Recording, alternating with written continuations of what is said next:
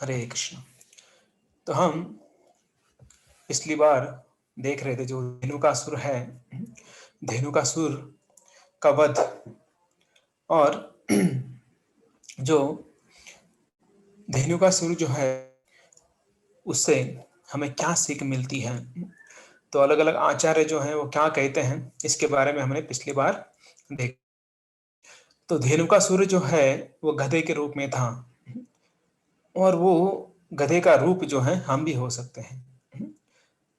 असुर था लेकिन गधे के रूप में था।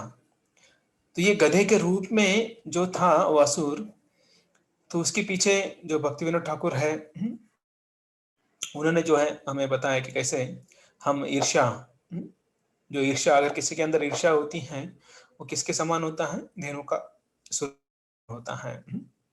तो हालांकि हमारा नाम अलग अलग हो सकता है, हमारा नाम कृष्ण हो सकता है, राधा हो सकता है, रुद्रवीर हो सकता है, अलग अलग नाम हो सकता है, लेकिन हम अगर कुछ ऐसे जो अनर्थ को पालते हैं या उनको बढ़ावा देते हैं, भी उस गधे के समान हो सकते हैं। और उससे कैसे निकलना है, तो उसके लिए हमें भगवान की भक्ति करनी है, भगवान के भक्तों करना है, तब जाके हमारे अंदर का जो अनर्थ है गधे की तरह, धेनुकासुर की तरह, वो जो है वो मुक्त हो जाएंगे या फिर उससे हम दूर चले जाएंगे। तो अभी आज जो है हम जो है कालिया दमन लीला जो है वो देखने वाले हैं। तो देखते हैं आज मतलब अलग अलग भाग में ये कालिया दमन लीला होगी, क्योंकि बड़ी लीला है। देखते फिलहाल तो भागवत के जो दशम स्कंद है उसमें 16वां जो अध्याय है, तो 16वें अध्याय में बहुत ही अच्छी तरह से सुखदेव गोस्वामी ने वर्णन किया है कालिया दमन का। हालांकि ये जो कालिया दमन लीला है सुखदेव गोस्वामी दो तीन एक श्लोक में ही बता देते हैं, परीक्षित महाराज को एक श्लोक में ही बता देते हैं, लेकिन परीक्षित महाराज पूछते हैं कि थोड़ा डिटेल में बताइए, तब जाकर फिर जो सुखदेव गोस्वामी हैं वो क्या करते हैं, डिटेल में बताते हैं। हम देखेंगे कि जो भक्तिविनोद ठाकुर है वे इस कालिया के बारे में क्या बताते हैं। तो भक्तिविनोद ठाकुर बताते हैं जितने भी असुर है इस कृष्ण लीला में, वो सभी असुर जो है हमारे जो अनर्थ है उस अनर्थों का वो प्रतिनिधित्व करते हैं। तो ये कालिया जो है, जैसे हमने धेनुकासुर का देखा था, अभी कालिया का देखेंगे। तो कालिया जो है वो क्या रिप्रेजेंट करता है, तो हमारे हृदय के अंदर तीन चीजें, ईर्ष्या, अहंकार और मेरी भाव, ये तीन जो अनर्थ है वो क्या, कौन रिप्रेजेंट करता है, कौन प्रतिनिधित्व करता है, इसका कालिया जो है प्रतिनिधित्व करता है। सुनिए, अहंकार, दूसरा है ईर्ष्या, तीसरा है वैरी भाव। तो हालांकि ये सबके अंदर होता है। हाँ, अगर कोई शुद्ध भक्त है ही है, लेकिन अगर शुद्ध भक्त नहीं है तो 100% इन तीनों में से जो है कुछ ना कुछ अहंकार, ईर्ष्या या वैरी भाव। आप सोचिए, अभी मत सोचिए, क्लास के बाद सोचिए इन तीनों में से मेरे अंदर क्या है और कितना है। हाँ, अभी इसका मतलब ये नहीं कि सबके अंदर सब रहेगा या फिर 100% रहेगा। तो ये चीजें तो है, पक्का है 100% तीन चीजें हैं, लेकिन उसकी मात्रा जो है वो कम ज्यादा है। किसी के अंदर अहंकार ज्यादा है तो वैरी भाव कम है, किसी के अंदर वैरी भाव ज्यादा है कम है, किसी के अंदर ईर्ष्या ज्यादा है तो किसी के अंदर अहंकार कम है। लेकिन इन तीनों में से जो चीज है, सभी तीनों चीजें जो है कुछ ना कुछ अंदर है। तो अभी इसका मतलब क्या है कि हमारे अंदर कालिया ऑलरेडी क्या कर रहा है, निवास कर रहा है। हम बोलते ना कि हमारा हृदय है पाषाण की तरह है, और ये पाषाण अगर आपने अगर देखा होगा, पाषाण जो होता है वो काला पत्थर होता है, जो काला काला पत्थर होता है उसे पाषाण कहा जाता है। तो तो और यहाँ पर कालिया नाग, उसका नाम ही कालिया है। जो सर्प है उसका नाम ही कालिया है, इसका मतलब क्या है, वो काला है।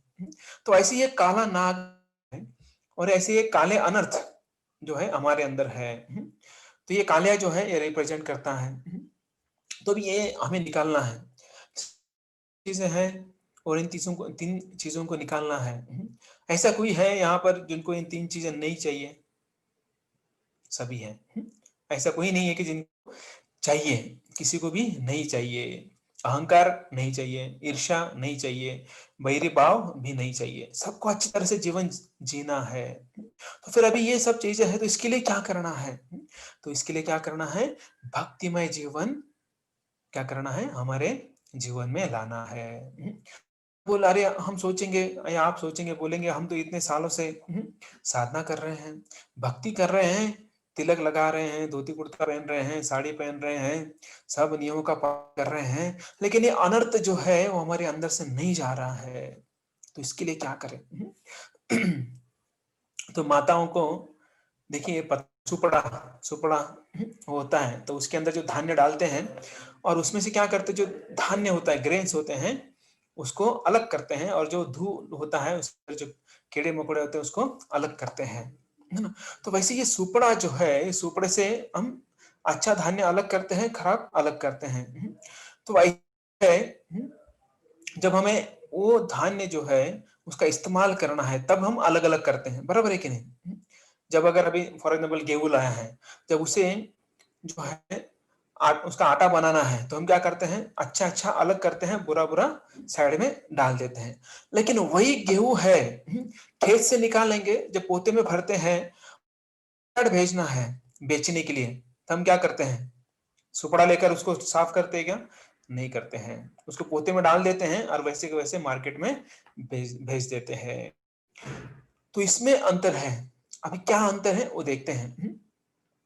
तो जब हम साफ करते हैं, इसका मतलब क्या है, अच्छी चीज़ें हमारे पास रखते हैं। और जब दोनों अच्छे और बुरे मिक्स कर कर हम बेच देते हैं। तो वैसे ही अगर हमें भक्तिमय जीवन है, हमें शुद्ध बनना है, हमें अच्छा बनना है, हमें आनंद प्राप्त करना है और अगर हमें इसी जन्म में भगवत धाम जाना है, तो हमें सुपड़ा का जो सुपड़ा होता है उसका इस्तेमाल करना चाहिए। तब ये सुपड़ा क्या है?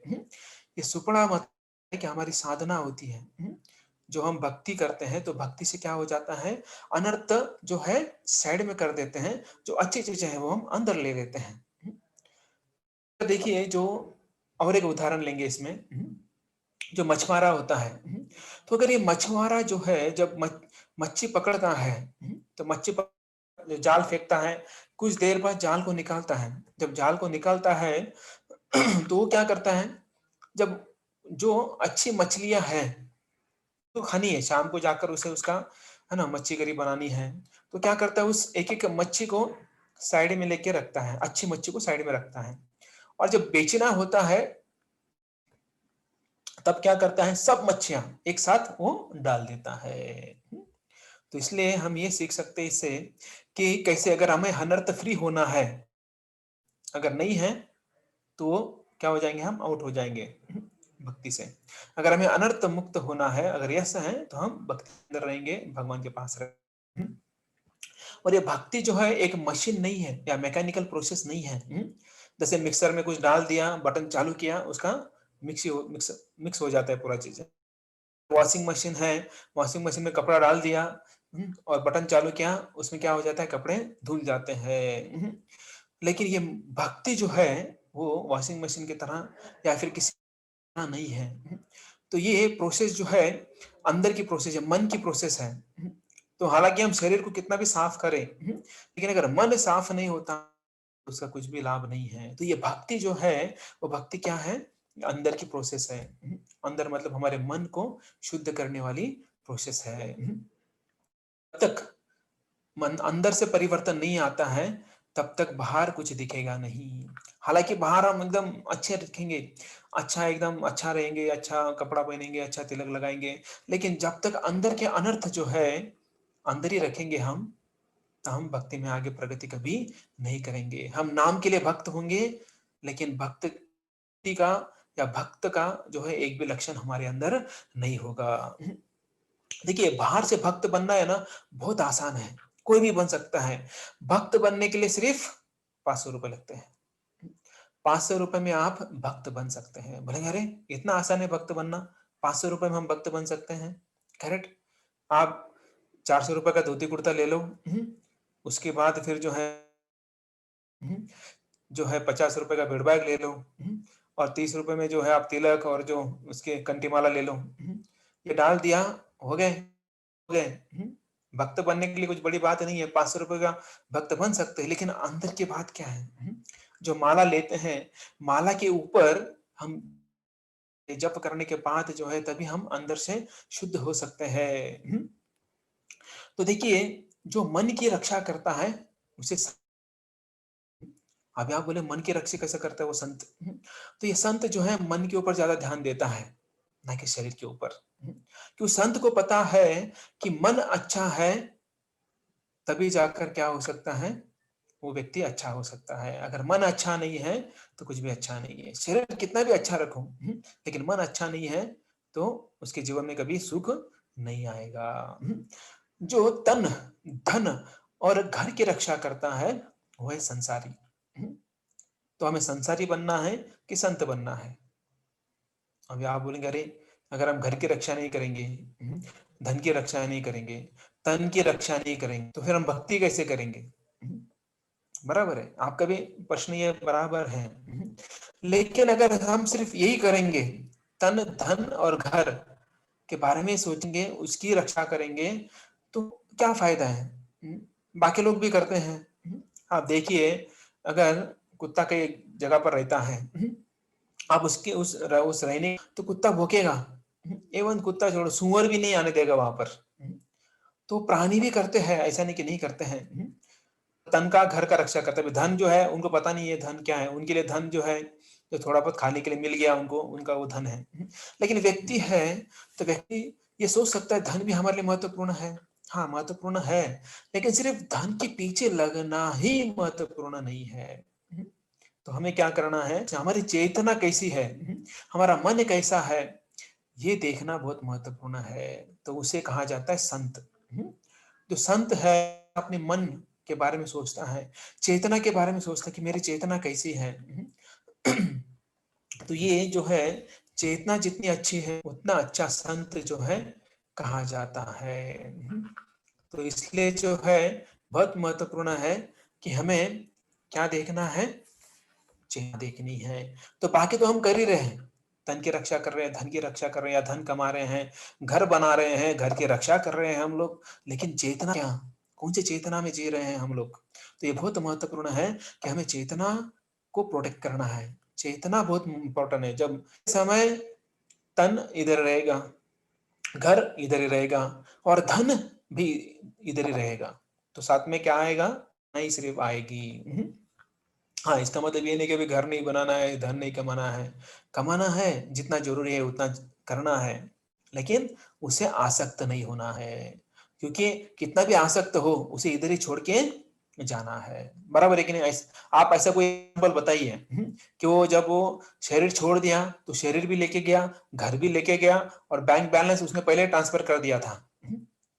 कोई एग्ज़ाम्पल है? एक भी एग्जाम्पल नहीं है। सबको इधर ही छोड़ के जाना पड़ता है। वो स्विस बैंक में रखो या इंडियन बैंक में रखो या और किसी बैंक में रखो, लेकिन सभी के सभी इधर ही छोड़ के जाना पड़ता है ना?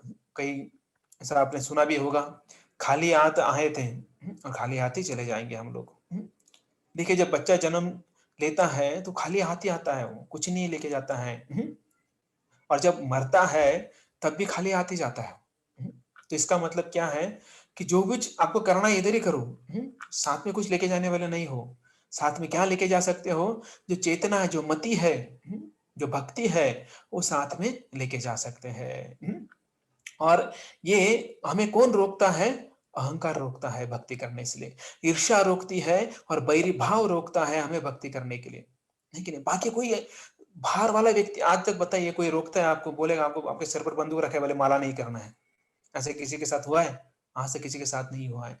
हमारी ईर्ष्या है, अहंकार है, बैरी भाव है, जो हमें हमारी चेतना सुधारने के लिए बाधा लाती है। तो इसलिए हमें उसकी तरफ ध्यान नहीं देना है। तो हमें ये सोचना है, या फिर हमारे ऊपर निर्भर है कि हमें क्या बनना है। हमें संत बनना है। वो स्त्री हो या पुरुष हो, दोनों संत बन सकते हैं। सिर्फ पुरुष संत नहीं बन सकता है, स्त्री भी संत बन सकती है। तो पाप, तो पाप जो है हम तन से ज्यादा करते हैं कि मन से ज्यादा करते हैं? तो हम मन से ज्यादा पाप करते हैं। तन से डर लगता है है कि नहीं? अभी कोई बड़ा व्यक्ति है, फॉर एग्जांपल अभी आ गया कोई पहलवान आ गया, तो उसे गाली देने के लिए डर लगता है, क्योंकि हमें पता है गाली दिया तो क्या करेगा? हमारे 1-2 दाँत तो तोड़ ही देगा। लेकिन मन के अंदर गाली देंगे तो उसको भी पता नहीं चलेगा, है कि नहीं? इसलिए जो है मन में ज़्यादा पाप करते हैं हम लोग। या फिर हम जो तन से ज़्यादा पाप करने की हिम्मत भी नहीं है। तन से पाप करेंगे, तन टूट जाएगा, है ना? अगर हम किसी को थप्पड़ मारेंगे तो वो 2-4 थप्पड़ दे ही देगा। तो ये जो है इसलिए है पाप जो है इस कलयुग में ज़्यादातर किससे होता है? मन में होता है, ना कि तन से होता है। तो इसलिए मन में जो है किसको बिठाना है? कृष्ण को बिठाना है वहाँ पर। तब जाकर पाप जो है कम हो जाएगा और एक दिन पूरा पाप नष्ट हो जाएगा। तो भक्ति, तो ये भक्ति का जो बीज है उसे हमें बोना है। कहाँ पर बोना है? जहाँ पर उपजाऊ ज़मीन है। और उस उपजाऊ ज़मीन में भक्ति का बीज जो है बोना है और उसको बी का जो है बीज का पौधा बनाना है।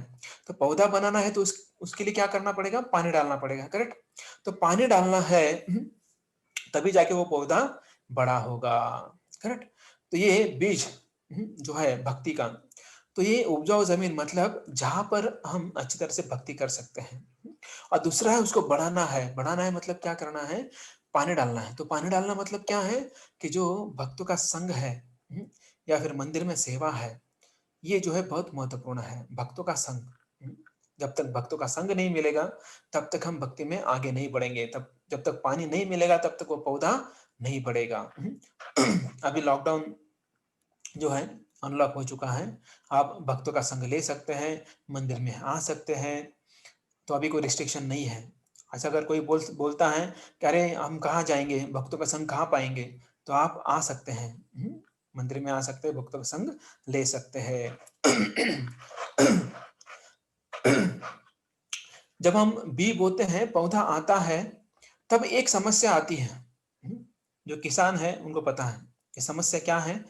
तो घास-फूस है, वीड्स वीड्स बोलते हैं उसे, तो घास-फूस भी साथ में आती हैं। तो इसलिए हम देखते हैं कि कुछ दिनों बाद, है ना, निंदा करने नहीं, निंदन, जो है घास-फूस निकालते हैं उसको, करेक्ट? क्यों निकालते हैं? क्योंकि वो घास-फूस जो है, उस जो अच्छी फसल है, उसको तकलीफ ना दे, इसलिए वो घास-फूस जो है निकालते हैं। तो हमारा कर्तव्य यही है, वो घास-फूस मतलब क्या है? आचार्य बताते हैं, हमारे हृदय के अंदर जो अनर्थ है, वो घास-फूस है। तो उसे निकालना हमारा कर्तव्य है और वो सही समय पर निकालना चाहिए। जैसे जब फसल हम बोते हैं, वो उगने लगता है, सही समय पर हम क्या करते हैं, उस तन को, उस घास को जो है हम निकालते हैं, क्योंकि वो सही समय पर जो बाकी अच्छी फसल है, वो अच्छी तरह से ग्रो हो सके, वो बढ़ सके। तो वैसे ही हमारे हृदय के अंदर जो ये सब अनर्थ है, इनको सही समय पर जो है हमें क्या करना है? निकालना है। अन्यथा भक्ति से हमें बहुत दूर जो है ये घास-फूस, ये जो अनर्थ है, लेके जाएँगे। तो भक्ति के अंदर जो ये गलत चीज़ें हैं, तो अभी इनको पकड़-पकड़ के जो है बाहर निकालना है। इनको भगवान की सेवा में लगाना है, भगवान के भजन में लगाना है। ये आसान नहीं है, इतना आसान नहीं है, क्योंकि आजकल के इस, है ना, हम बोलते हैं आईटी के युग में या फिर मॉडर्न युग में, तो बहुत मुश्किल होता है कि हमारे मन को भगवान की सेवा में लगाएँ। हमारी उँगलियों के कारण जो है, हम अपने मति को भगवान की सेवा में नहीं लगा पाते। आप बोलेंगे उँगली कहाँ से आ गई? करेक्ट। उँगली है जो हमें, हमारा मन को भगवान से दूर लेके जाती है। कैसे? जो स्मार्टफ़ोन होता है, वो कैसे ऑपरेट करते हैं हम लोग? उँगली से ऑपरेट करते हैं। लेक्चर सुनना है, कौन-सा भजन सुनना है, ये हमारी उँगली डिसाइड करती है, करेक्ट? अगर हम लिखेंगे कि अरे बाबा चलो आज हम जो है श्रीमद् भागवत की कथा सुनते हैं, अगर ऐसा उँगली, तो भागवत कथा सुनेंगे। अगर हमें भक्ति गीत सुनना है, भजन सुनना है, तो हम भजन सुनेंगे। लेकिन अगर हम फ़िल्मी गाने सुनेंगे, उसके ऊपर अगर हम टाइप किया, तो क्या दूसरा ही कुछ हमें प्राप्त होगा। इसलिए हमारी उँगलियाँ बहुत इम्पोर्टेंट हैं। कहाँ जाती है? तो हमारा भक्ति जो है उँगलियों पर है। अभी उँगलियों को तो काट नहीं सकते हैं। अगर उँगलियों को काट देंगे तो खाएँगे क्या? बनाएँगे क्या? है कि नहीं? बाकी चीज़ें नहीं कर सकते हैं। तो इसलिए बहुत महत्वपूर्ण है, जितना आवश्यक है तभी जो है उंगलियों का इस्तेमाल करना है स्मार्टफोन पर, अन्यथा जो है उसको देखिए हम जप कर सकते हैं उंगलियों से, हम जो है किताब पढ़ सकते हैं, भगवान की सेवा कर सकते हैं। तो इसलिए ज़्यादा से ज़्यादा समय इस उँगलियों को, इस हाथ को जो है भगवान की सेवा में लगाना चाहिए, तब जाकर हमारे मति जो है अच्छी बनेगी। ऐसा कहा जाता है जिसके बारे में सुनते हैं हम, उसका 1% जो क्वालिटी है वो हमारे अंदर आ जाता है। तो देखिए कृष्ण का, अगर हम कृष्ण के बारे में सुने और कृष्ण का 1% क्वालिटी अगर हमारे अंदर आ जाए तो हमारा बेड़ा पार हो जाएगा। अभी आप ये मत समझिए कृष्ण का 1% मतलब कितना सा होगा। सोचिए कृष्ण जो है पूरे ब्रह्मांड के नायक हैं, और इतने बड़े हैं, अगर उनका 1% मिल जाता है तो कितना होगा सोचिए। देखिए अभी 1 रुपए का 1%, 1 पैसा हो गया। 1 लाख का 1% गया, 1 करोड़ का 1%, 1 लाख हो गया। है कि नहीं? 100 करोड़ का 1% क्या हो गया? 1 करोड़ हो गया। आप कैलकुलेशन कीजिए, ऐसे अनंत कोटि ब्रह्मांड, अनंत कोटि है, तो उसका 1% कितना हो जाएगा, है ना? जैसे अगर कोई है ना बैंक में है या फिर कोई बिजनेस करता है, लेन देन का बिजनेस करता है, फाइनेंस है, तो उनको ये समझ में आएगा। तो वैसे कृष्ण जो है अनंत कोटि ब्रह्मांड नायक है, उनका 1% जो है बहुत हो जाता है वो। देखिए अगर हम कृष्ण के बारे में सुनेंगे तो कृष्ण का 1% हमारे अंदर आएगा, लेकिन हम बाकी लोगों के बारे में सुनेंगे, असुरों के बारे में, मॉडर्न असुर। मॉडर्न असुर कौन है? मॉडर्न असुर कौन है?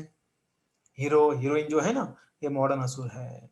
नेता लोग जो हैं मॉडर्न असुर हैं। बोले कैसे? क्योंकि वो नरक की ओर लेके जाते हैं हमको, है कि नहीं?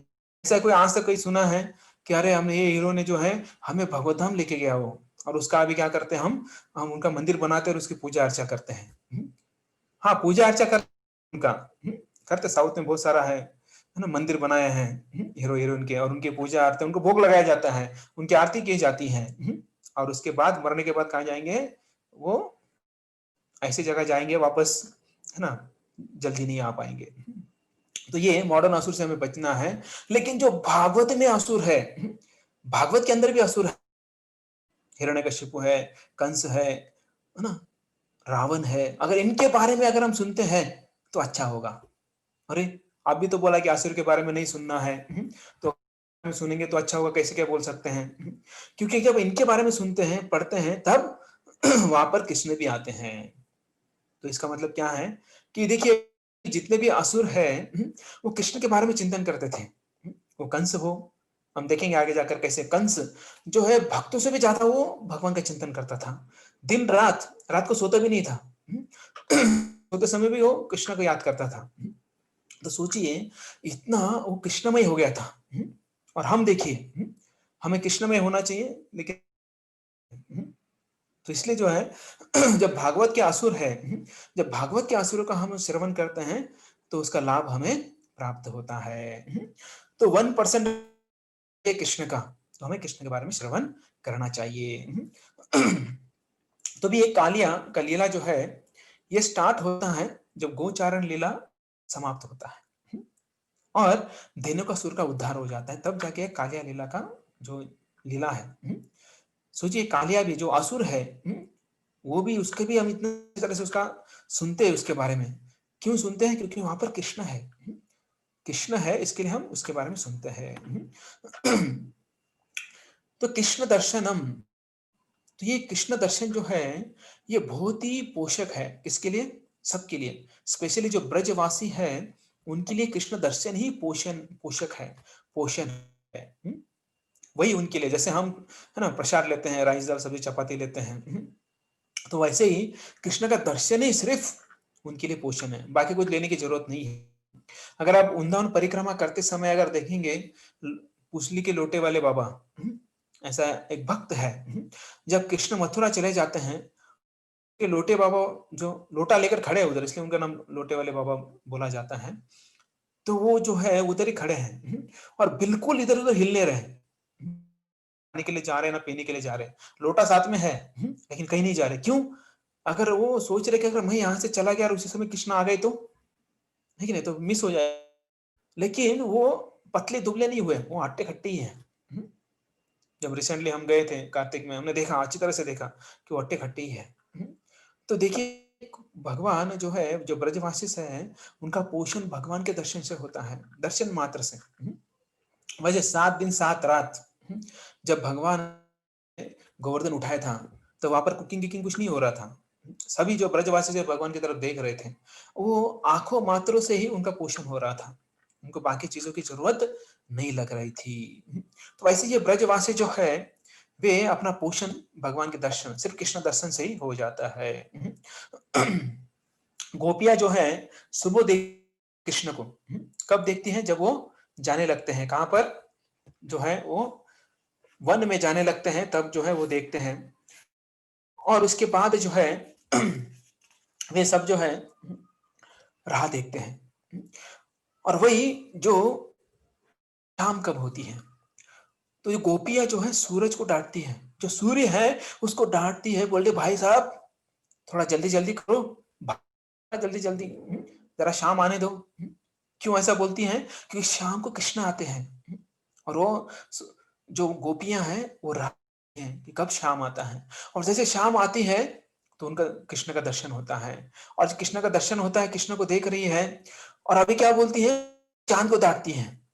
पहले किसको डाँटा? सूर्य को डाँटा। अभी किसको डाँट रहे हैं? चाँद को डाँट रहे हैं। क्या डाँट रहे हैं? बोले, "अरे चाँद ज़रा जल्दी भागो, सुबह होने दो।" क्यों ऐसा बोल रही हैं? क्योंकि कृष्ण का दर्शन लेना है।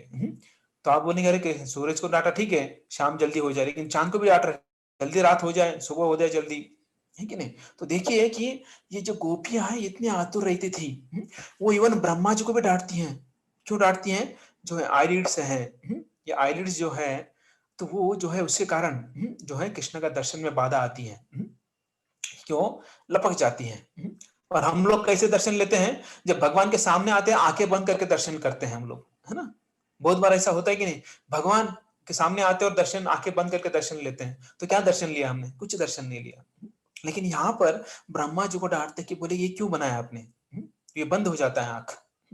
पलक पलक भी झपकना नहीं चाहिए। तो ऐसे गोपियाँ जो है आतुरता से जो है भगवान के दर्शन की राह देखते रहते हैं। तो यहाँ पर जो है शाम को जो कृष्ण, बलराम और साथ में सभी गोप जो है घर पे आते हैं। और घर पे आते हैं, घर पे यशोदा माता और जो रोहिणी माता है, वे बहुत ही और ज़्यादा से ज़्यादा स्नेह दर्शाते हुए जो है उनकी इच्छा के अनुसार जो है वो कार्य करते हैं। तयो यशोदा रोहिण्या पुत्र्यो पुत्रवत्सले यथा कामं यथा कालं व्यद्यता परमाशिष। तो मतलब है कि परम आशीष, आशीष मतलब इच्छा। तो उनकी इच्छा के अनुसार जो है सब कार्य करते हैं। तो जब आते हैं जो है उनको वस्तुएं अर्पण करती है। जैसे पहले आते हैं कि पहले स्नान करवाते हैं। देखिए हम भी जो माता है घर में, देखा होगा क्या करते हैं, बच्चा खेलने जाता है, जब खेल के आता है तो पहले क्या बोलते हैं कि नहा लो। पता नहीं आजकल बोलती कि नहीं, या तो हाथ पैर तो धोने को बोलते हैं, है कि नहीं? इतना तो बोलते हैं।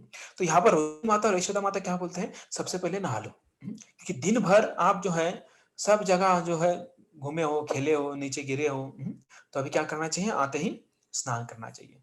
पर वो बच्चों को बोलते नहीं खुद जाकर स्नान करो, तो माताएं जो खुद जाती थी और बच्चों को स्नान करवाती थी। यशोदा मैया जो है वो कृष्ण का स्नान करवाती थी और जो रोहिणी मैया है वो बलराम जी का स्नान करवाती थी। और वो स्नान कैसे करवाती थी? साबुन वगैरह नहीं था उस समय। तो मालिश कर कर, मतलब तेल से मालिश करती थी, उसके बाद गर्म पानी से उनको नहलाती थी, श्रृंगार करती थी, माला बनाती थी। सोचिए ऐसी कोई माँ होगी जो बच्चे के लिए माला बना रही है। तो है ऐसी माता जो है फूल लेके आती हैं, माला बनाती है, मेरा बेटा आएगा उसको है ना हार पहनाना है। ऐसा कोई माँ नहीं है आज, है कि नहीं? तो ये दोनों जो है माला बनाकर जो है उनके गले में डालती थी और श्रृंगार करती थी। अभी कोई सोचेगा अरे शाम का टाइम है, अभी सोने थोड़ी देर में सोने का है, धुलाना है, अच्छे कपड़े पहनना है, उनको सजाना है, उसके बाद माला पहनाना है, इतना झंझट कौन करेगा? है कि नहीं? क्या ज़रूरत है? आजकल के आते ही गीज़र लगा देते हैं, देर बाद नहा लेते हैं, बरोबर? है कि नहीं? हाँ, माँ में भी गीज़र लगाती होगी, माँ बोलती बेटा गीज़र लगाया है, जाकर नहा ले। लेकिन यहाँ पर जो है दोनों मैया जो है इतना लेकिन उनका उसके लिए है। अभी कृष्ण बलराम आएँगे, फिर उनके लिए ये करेंगे, वो करेंगे। तो इसके बाद जो है उनको ये होने के बाद उनके इच्छा के अनुसार फरमाइश के अनुसार मैया आज मुझे ना गरम-गरम पकोड़े खाना है। ठीक है बोलते हैं। ओके। तो अगर कोई कृष्णा बोलते मैया आज मेरे को ना बस मक्खन रोटी खानी है। ब्रज रोटी और मक्खन खाना है। तो मैया वो बना कर देती थी। ऐसा कभी नहीं हुआ कि कृष्णा कुछ बोल रहे हैं और माँ बोल रही है आज नहीं बनाएँगे, कल बनाएँगे। नहीं, जो बोला है वो देती थी। तो कृष्ण जो है बहुत नटखट थे, ये तो सबको पता ही था। चुपचाप नहीं खाएँगे और एक्चुअली ऐसा होता था जब तक ये कृष्ण और बलराम तैयार होते थे, तब तक उनके मित्र आ जाते थे। जो गोप सखा है, वो आ जाते थे क्योंकि वो फटाफट जाते थे, फटाफट नहाकर जो है वो आ जाते थे। बोले माँ उनकी माँ बोलती थी, "अरे बेटा खा लो।" बोले, "बाद में खाएँगे, मैं जाता हूँ कृष्ण के पास।" तो सब वो मित्र आ जाते थे और इस अभी यशोदा मैया देखती थी कि इसके मित्र भी आए हैं, तो यशोदा मैया थोड़े ज़्यादा बनाती थी, कि कृष्ण अकेले तो नहीं खाएगा। ऐसे कैसे है ना, मित्र बैठे हैं और ये खा रहा है, ऐसा कभी होता ही नहीं है। जब अगर घर में कोई होता है, तो हम उसको भी बुलाते हैं खाने के लिए। तो सेम चीज़ यहाँ पर भी हो रही है। तो यशोदा माता जो है उनको भी बोल रहे हैं कि आ जाओ, आप भी आकर जो है यहाँ पर खा जाओ। तो ये जो है फिर अलग-अलग व्यंजन जो है उनको खिलाया जा रहा है। जो मित्र है उनको भी खिलाया जा रहा है। और ये इतना प्रेम करती थी, हालाँकि वो उनको छोड़ना नहीं चाहती थी। और अभी लेकिन मित्र आए हैं, तो मित्र आए तो छोड़ तो फिर जब मित्र आए हैं, तो उनके साथ बात कर रहे हैं और ये सभी हँसी-मज़ाक कर रहे हैं, ज़ोर-ज़ोर से हँस रहे हैं। अभी मित्र हैं, तो बोलेंगे, "अरे! देखो उसने क्या किया था। कहा था उधर ऊपर पेड़ के ऊपर चढ़ो, तो बीच में अटक गया वो, चढ़ ही नहीं पा रहा था।" सब हँसने लगे, वो मोटू है, पेट के कारण ना वो चढ़ ही नहीं पाया। है कि अरे! तो गाय उधर गई थी, उसको बोला था लेके आओ। वो चला गया तो उधर ही घूम गया। गाय नहीं मिली उसे। तो दूसरा बोलता है अरे मैंने उसको उधर भेजा था। तो ऐसे जो हँसी-मज़ाक जो है इसमें चल रहा है। ऐसा फालतू जोक नहीं कर रहे थे। जो दिन भर जो हुआ था उसके बारे में वो चर्चा कर रहे थे। तो ऐसा करते-करते लेट हो गया। 12 नहीं बजे थे। हो गया मतलब क्या हो गया? सूर्योदय जो सूर्यास्त हो गया था। तो गाँव में जो अगर सूर्यास्त हो जाता है, तो ऐसा मानो कि बहुत लेट हो गया। आजकल नहीं, आजकल तो गाँव में भी जो है 12 बजे तक चलता ही है, क्योंकि सीरियल रहता है किसी का, भूत का सीरियल रात को लेट होता है। तो भूत का सीरियल देखना है, इसलिए रात को जागते हैं। और बाद में बोलते डर भी लग रहा है। नहीं है? तो ऐसा आजकल कम बदल गया है। तो पहले हम जब मैं देखता था छोटा था, तब 7 साढ़े 7 बजे तो सो जाते थे। और साढ़े 7 बजे ऐसा मानो ऐसा लगता था कि रात के 10-11 बजे हैं, ऐसा लगता था। तो जैसे अगर हम मायापुर में जाते हैं, अभी ठंडी के दिन सीज़न में जाएँगे जल्दी, साढ़े 4-5 बजे क्या हो जाता है उधर? शाम हो जाती है। सूर्यास्त हो जाता है और सुबह साढ़े 4-5 बजे ही सूर्योदय होने लगता है। तो वैसा जो है गाँव में होता था, अभी पता नहीं होता है कि नहीं। लोग जो है रात को जल्दी सो जाते थे और सुबह जल्दी ब्रह्म मुहूर्त पर उठ जाते थे। तो फिर माँ को ज़बरदस्ती जो है बच्चों को भगाना पड़ता था। बच्चों भागो! क्या बोलती थी माँ? बच्चों अभी चलो जाओ यहाँ से। अभी सबने भोजन किया कर लिया है, आपने खाया है, कृष्ण ने खाया है, अभी कृष्ण थक गया है, अब इसको सोने दो। तो ज़बरदस्ती माँ जो है थी। तो वैसा जो है ये डेली जो है चल रहा था। और ऐसे और माँ जो है वो बिछाने को भी सजाती थी। सॉफ्ट जो फूल होते थे सुगंधित जैसे मोगरा है, जाई-जुई है, या गुलाब है या कमल पुष्प है। ऐसे जो है सॉफ्ट मतलब बहुत ही कोमल, जैसे कमल जैसे कोमल जो है ऐसे फूल जो है वो बेड पर डालती थी और भगवान तो नहीं, उनके लिए भगवान तो नहीं है, उनके लिए तो कृष्ण बलराम बच्चों की तरह हैं। तो उनको बोलती थी अभी सो जाओ और बाकी बच्चों को बोलते आप जाओ। ऐसे मंदिर में भी करते हैं। जब रात को भगवान को सुलाते हैं, तो उनके बेड पर जो है बहुत ही सॉफ्ट जैसे मोस्टली गुलाब होता है, वो गुलाब को डालते हैं और उसके ऊपर भगवान को सुलाते हैं। तो ऐसा ये जो है वर्णन यहाँ पर सुखदेव गोस्वामी कर रहे हैं। तो अभी यहाँ पर जो है सुखदेव गोस्वामी चर्चा कर रहे हैं किसके बारे में? कालिया के बारे में। एवं स भगवान कृष्ण वृंदावन चर ययो राममृते राजन कालिंदी सखी विवृतम। राजन किसको बोल रहे हैं? ये परीक्षित महाराज। तो इस प्रकार भगवान श्री कृष्ण अपनी लीलाएं करते हुए वृंदावन क्षेत्र में विचरण करते थे। तो ये बोल रहे एक बार वे अपने मित्रों सहित कालिंदी सखी भी वृत्त, कालिंदी मतलब जो यमुना है, यमुना के तट पर गए और उस दिन कौन नहीं था? राम। अभी राम अमृत मतलब कौन से राम? श्री राम नहीं, बलराम। तो उसी दिन बलराम जी जो है वो नहीं थे उनके साथ। तो उसी दिन जो है इस बलराम जी को छोड़ के गए थे। तो बलराम जी नहीं नहीं गए थे। क्यों नहीं गए थे? उसका भी कारण है। तो ये क्यों नहीं गए थे? इसका कारण यहाँ पर दिया है कि उस दिन जो है जन्म नक्षत्र था, बलराम जी का जन्म नक्षत्र था, तो उसी दिन जो है बलराम जी घर पे थे। रोहिणी माता बोली आज घर घर ही रहना है, तुम्हें अच्छी तरह से नहलाना है, न चंदन जो है ये सब लगाना है, अच्छा कपड़ा पहनाना पहनाना है, तो आप इधर ही रहो, अच्छे पकवान बना के मैं खिलाऊंगी। बलराम जी नहीं जाते थे, तब कृष्ण जो है उनका अलग प्लान होता था। और ऐसे जो है असुर को मारना होता था जिस समय, या फिर ऐसा था जहां पर बलराम जी रोक नहीं लगाए। क्योंकि अगर बलराम जी होते तो यहाँ पर रोक देते या फिर ये कार्य नहीं करने देते। तो बलराम जी का जो उनका एक नाम है शेष। तो यहाँ पर अशेष, अशेष मतलब, शेष मतलब बलराम, अशेष मतलब बलराम जी नहीं थे। तो अशेष के दो अर्थ होते हैं। तो अशेष मतलब कोई बचा नहीं या कोई रहेगा नहीं। तो बलराम को छोड़कर कोई भी बचा नहीं था, मतलब बलराम को छोड़कर सभी आ गए थे घर पे। अशेष मतलब बलराम के अलावा सब कुछ आ गए थे।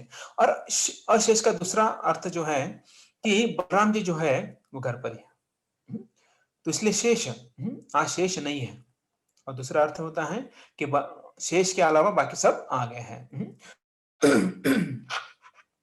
तो कृष्ण जो है ऐसी लीला करना चाहते हैं जहां पर बलराम जी ना हो और बलराम जी जो है रोक ना लगाए। तो इसलिए जो है बलराम जी भी थे, कृष्ण जो है बलराम जी को डरते थे, क्योंकि कभी कभी बलराम जी डांट देते थे कृष्ण को। क्योंकि यशोदा माई नंद बाबा ने बोला था कि ये बलराम बलराम तू जो है कृष्ण का ख्याल रखना है, उसे इधर उधर जाने नहीं देना है। तो इसके कारण जो है तो बलराम जी कभी भी डांट भी देते थे कि कृष्ण तुम ये करो, ये मत करो, ऐसा नहीं करना चाहिए, वैसा करना चाहिए। तो ऐसा जो है ये डांट देते थे। तो अब ऐसा डांटने के बाद जो है तो कृष्ण को अच्छा नहीं लगता था। तो इसलिए कृष्ण कभी कभी जो है ऐसी लीलाएं करते थे कि जो अगर बलराम जी होते तो डांटने वाले थे। तो यहाँ पर जो है कृष्ण ने सोचा, आज मैं कालिया को मारने वाला हूँ, कालिया का उद्धार करने वाला हूँ, उसका पूरा विष निकाल देने वाला हूँ। अबे बलराम जी जो है वो सर्पों में श्रेष्ठ है। अगर वो होते तो क्या करने देते? कालिया का उद्धार नहीं करने देते। क्यों? जाति बुद्धि आ जाती है इधर। जाति बुद्धि मतलब बलराम जी कौन है? शेष है, अनंत शेष है। और कालिया भी नाग है, तो दोनों क्या हो गए? जात, एक जात वाले हो गए ना, है ना? जैसे मराठा मराठा है, धनगर धनगर है ना? तो आजकल लोग बोलते हैं ना मराठा आरक्षण दो, तो सब मराठे एक साथ आ गए।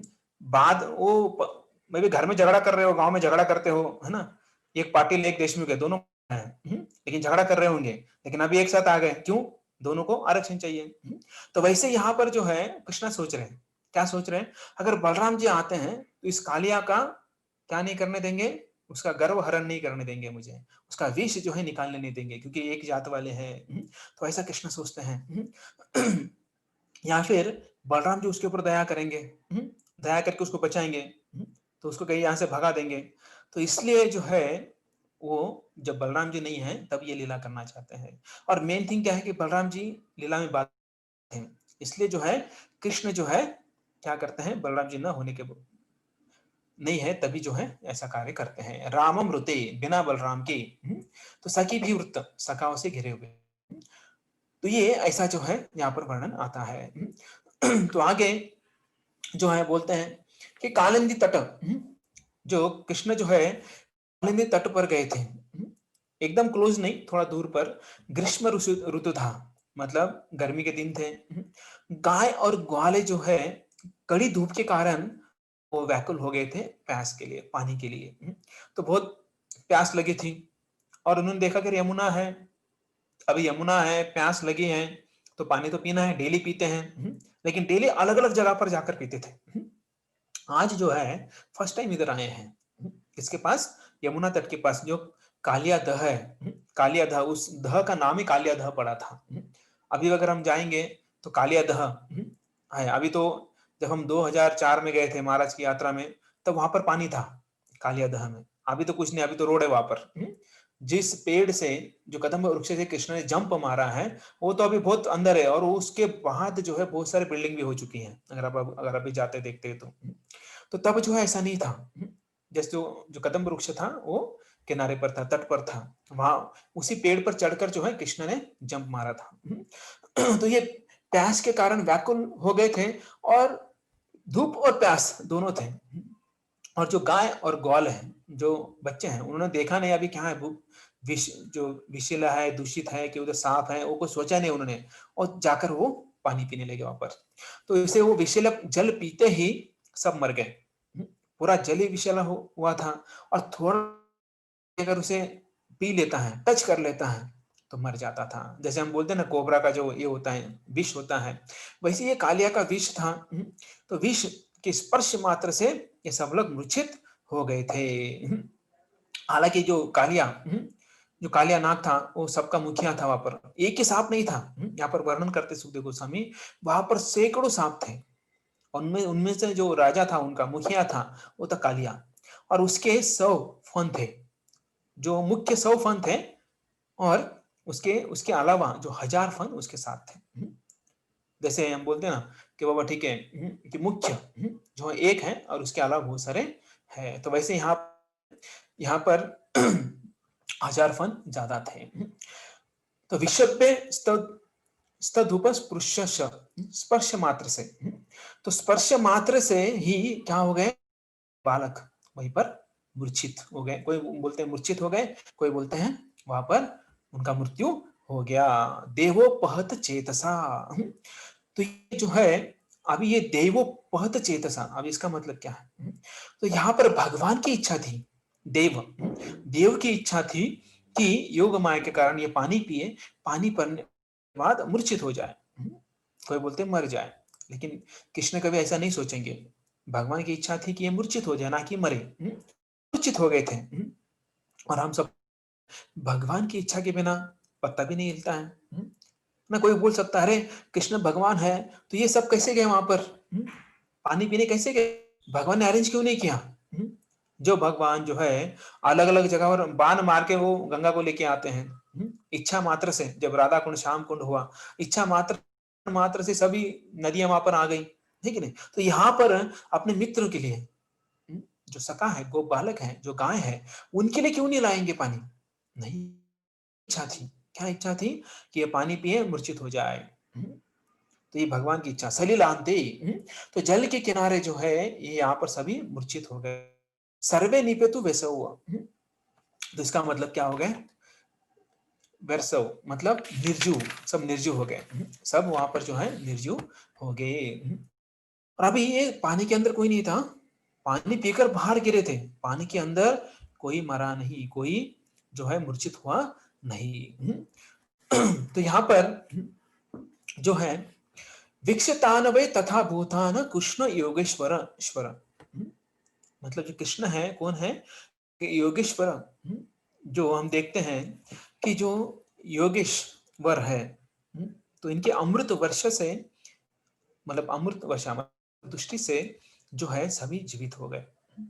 अभी आप बोलेंगे अरे ये मर भी गए, जीवित भी हो गए, तो थोड़ा सा शांत रहिए, क्योंकि हम जो अभी गोस्वामी यहाँ पर बता रहे हैं, ये 2-3 श्लोकों में पूरा कालिया लीला बता रहे हैं। तो उसके बाद हम देखेंगे कैसे परीक्षित महाराज क्या बोलते हैं।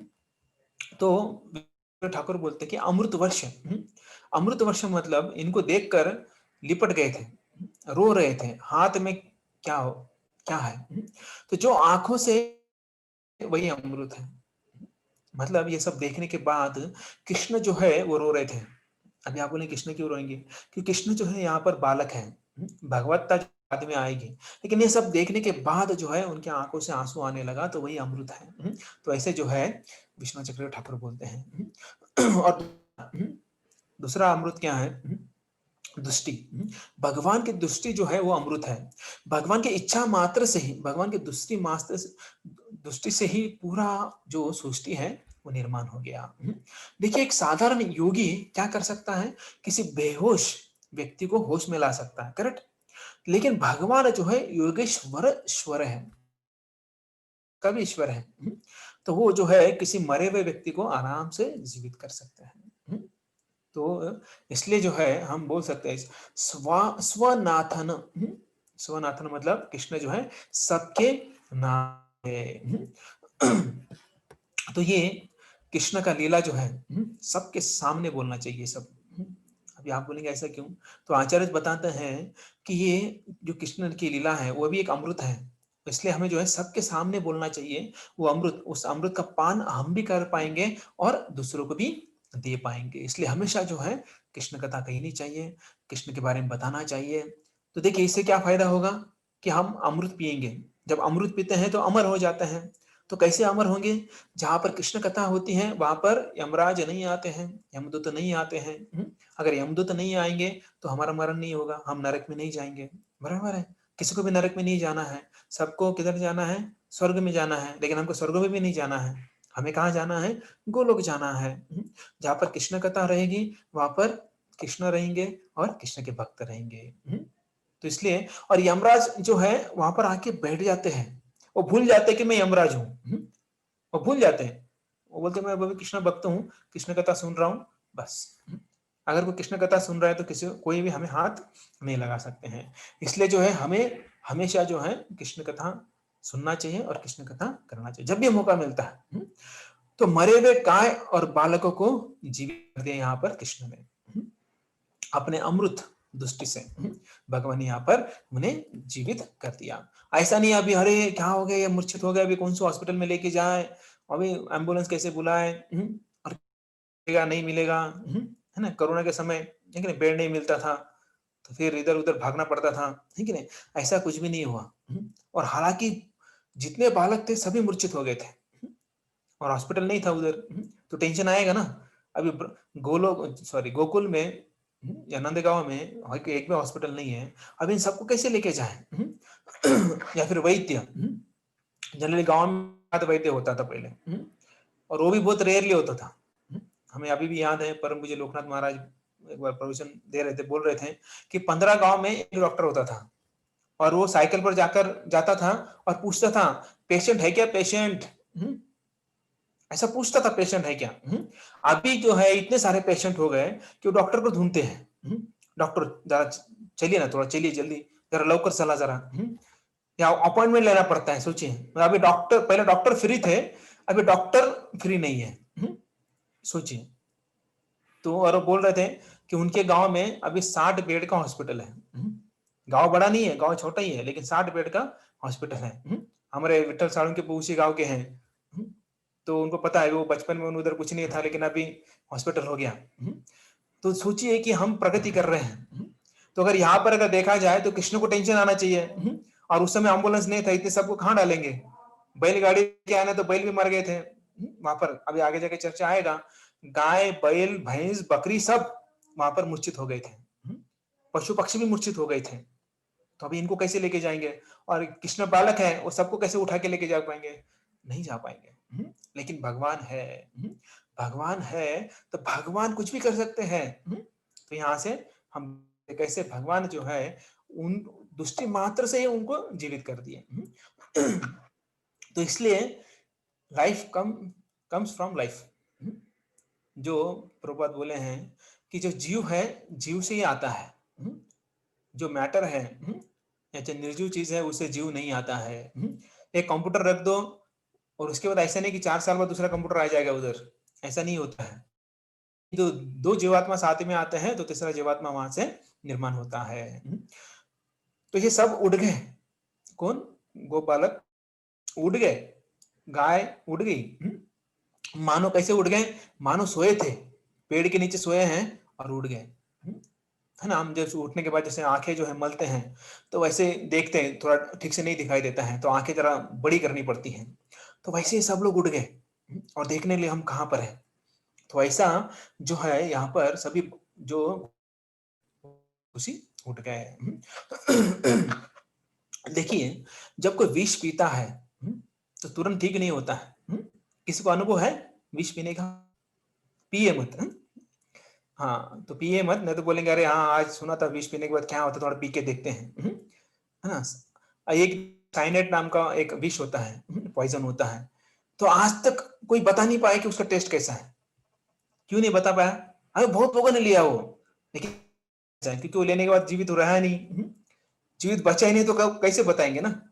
लेने के बाद मर जाता है व्यक्ति, बताने के लिए जीवित रहता ही नहीं है। लेकिन जब विष पीता है व्यक्ति तो उसे उल्टी करवाते हैं, पता है आपको? निरमा पिलाते हैं उसको। निरमा मतलब सर्फ एक्सेल वगैरह जो होता है, जो उस समय उसका पानी करते हैं और उसको पिलाते हैं, या फिर अगर वो नहीं मिला तो नमक का पानी पिलाते हैं। और उसको पूरा उल्टी करवाते हैं। पहले तो एडमिट करवाते हैं, उसे इंजेक्शन, उसको उल्टी करवाते हैं, और उल्टी करवाने के बाद फिर उसको सलाइन देते हैं, इंजेक्शन देते हैं। और उसको उसके बाद पूछो आप, अगर आपके आजू-बाजू में आकर मिलने जाओ, "मला आता कसं वाटतंय?" तो क्या बोलेगा बताओ? बोला, "ज़िंदगी में कभी विष नहीं पीऊँगा मैं अभी।"